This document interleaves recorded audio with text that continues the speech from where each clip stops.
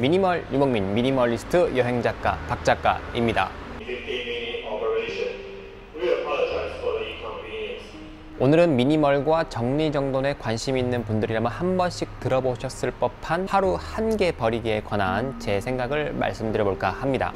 말씀드리기 앞서 제가 하는 모든 발언은 저의 주관적인 의견에 지나지 않으니 다소 다른 생각을 가지고 계시더라도 의견의 다양성이라는 차원에서 너그럽게 받아들여 주셨으면 좋겠습니다.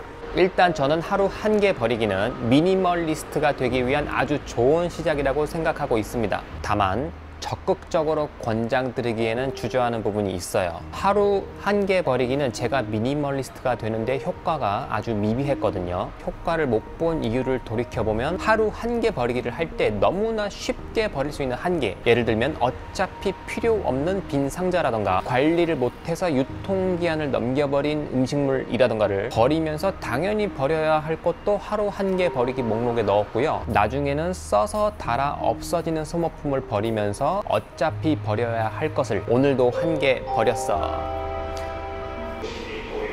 나중에는 써서 닳아 없어지는 것 오늘도 한 개 버렸어 라고 스스로를 속이는 날도 적지 않았던 것 같습니다. 아마 지향점이 같은 분이라면 비슷한 경험이 있을 거라고 생각됩니다. 하루 한 개 버리기를 시작하면서 물건을 안 살 건 또 아니잖아요. 버리는 속도보다 물건 사는 속도가 빠르면 하루 한 개 버리기를 하면서 내가 꿈꾸게 되는 깔끔한 방, 탁 트인 공간을 마주하는 날이 오는 속도가 너무 늦고 그 사이 임신이라던가 결혼, 이직, 직종 변경 등등 삶의 변화를 맞이하는 상황이 생기면 상상하는 그림을 맞이하기가 더욱 힘들어지죠. 이게 보통 어떤 결과로 이어지냐면 내가 외국어를 공부하기로 결심하고 외국인과 대화하는 걸 상상하며 유명한 교재들을 사잖아요. 그런데 모두가 상상하는 그림으로 이어지지는 않습니다. 학창시절 많은 분들이 다짐했던 하루 한 개 단어 외우기로 예를 들어보겠습니다. 외국어를 구사하는데 하루 한 개 단어 외우기를 하면 몇 년이 걸려야 내가 외국어가 유창해지는지 그림이 그려지지가 않죠.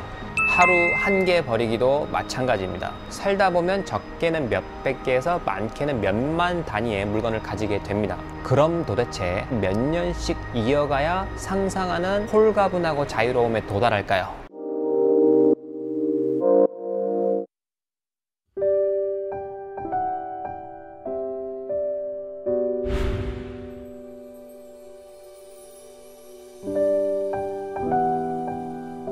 영상 시청 연령대를 보니 대부분은 일을 하고 계실 것으로 예상되고 주부시라면 집에서 하실 일이 또 있으시잖아요. 할 일이 많다 보면 좀처럼 쉬는 시간을 할애해 물건 정리에 쏟기가 어려운 부분도 있고 피곤할 때는 또 쉬어야 하고 정기적으로 바람도 쐬면서 스트레스도 풀어줘야 하시는데 다시 외국어를 예로 들어 말씀드리면 끝까지 완독하지 못한 교재가 책장에 꽂혀있는 경험들은 있으실 겁니다. 그것이 꼭 외국어 교재가 아니더라도 비슷한 유형의 경험은 있으실 거라고 생각이 돼요. 나의 첫 결심이 절반도 이어지지 않는 경험도 있을 겁니다. 이러한 상황에 익숙해지시는 걸 제가 나쁘게 말씀드리려는 의도는 아니고요. 다만 원하시는 변화를 맞이하기에는 속도가 오래 걸릴지도 모른다는 말씀을 드리고 싶은 겁니다.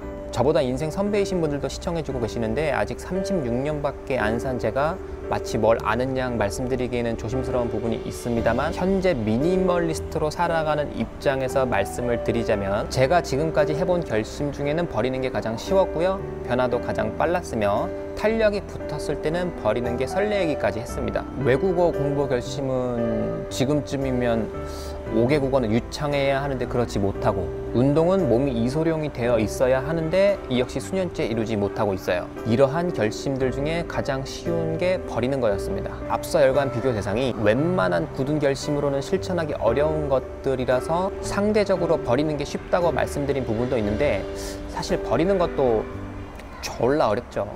상대적으로 버리는 게 쉽다고 말씀드린 부분도 있는데 사실 버리는 것도 졸라라고 했네? 굉장히 어렵죠.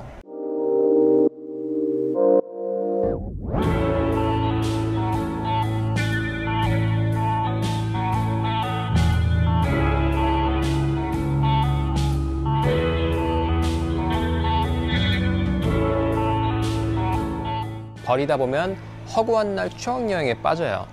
이건 누가 나한테 줬지, 이거는 그렇게 좋아했었는데 등 추억 여행이 끝나면 그 물건이 필요 없는 걸 아는데도 버리지 않고 다시 수납을 하게 돼요. 시간만 잡아먹고 상태는 원점이죠. 근데 신기한 건 추억 여행을 떠나고 오면 힐링이 되면서 기분이 좋을 때도 있어요. 이게 잘못되면 오늘 여는 상자는 학창 시절로의 추억 여행, 내일 여는 상자는 첫 연애 당시로 추억 여행 등 자가 판단으로도 물건이 너무 많다고 생각되고 쉽게 추억 여행에 빠지시는 분들은 하루 한 개 버리기가 아닌 결단력 있게 필요 없고 안 쓰는 걸 한눈에도 있던 물건이 없어진 걸 알 수 있게끔 버리시다 보면 여러분이 상상하시는 깔끔한 방, 탁 트인 공간을 마주하게 될 것이고요. 나에게 필요한 물건에만 둘러싸여 있는 상쾌함마저 느끼시는 날이 올 거라고 말씀드리고 싶습니다.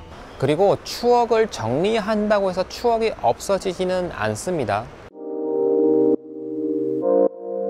이번 영상이 끝나기 전에 제가 제안드리고 싶은 건 오늘은 안 쓰는 옷장을 버려서 1개, 내일은 안 쓰는 귀이개를 버려서 1개, 어차피 1개는 1개이니 똑같은 1개로 간주해서 버려나가지 마시고요. 연관지어서 필요 없는 걸 모아서 버리시는 게 조금 더 속도가 난다는 걸 제 경험을 바탕으로 제안드리고 싶습니다. 오늘은 안 쓰는 전자기기 선들 보면서 추억여행만 하다 끝나지 마시고요. 내일은 안 입는 옷들, 마찬가지로 안 입는 옷들을 보면서 추억 여행만 하다 끝나지 마시고요. 모레는 만약 피곤하다면 버리시는 걸 쉬셔도 되고, 근데 버리는 게 익숙해지면서 시간이 지나면 버리는 걸로 스트레스가 풀릴 때도 있습니다.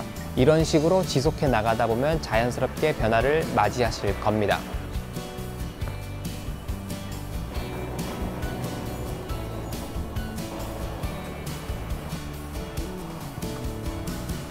다만 버리는 물건 중에서는 물건에 따라 약간의 반성과 그 물건을 처리하는 비용은 각오하셔야 되고요. 가급적이면 환경을 해치지 않는 방향으로 품에서 내보내시길 바라며 앞으로는 가치 있는 물건을 신중히 구매하시길 바랍니다. 자유와 자존감이 생기는 미니멀 라이프로의 여정, 계획을 세울 수 있을 때부터 시작해보시는 건 어떨까요?